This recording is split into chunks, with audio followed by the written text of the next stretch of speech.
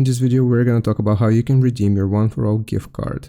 First, you want to get your One4All card ready. Have your physical or digital One4All card on hand. You need the 16-digit number and possibly the CVV on the back. You will then go to a participating retailer website. You can choose an online store that accepts One4All, such as Argos, Currys. You can view all of the available retailers on the One4All website. And you will shop like normal. You want to add goodies to your cart and head to checkout.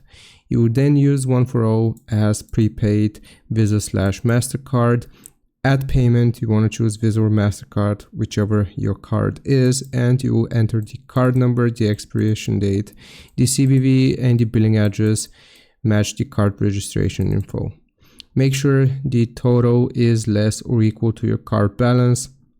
One4All often doesn't support part payments online, so make sure that your order is equal or less than the card's value. Complete the purchase. You want to hit pay or confirm when you're done, and you can save the confirmation email just in case. Keep your receipt or confirmation email. I hope this helps. Leave a like and sub. I'll see you next time.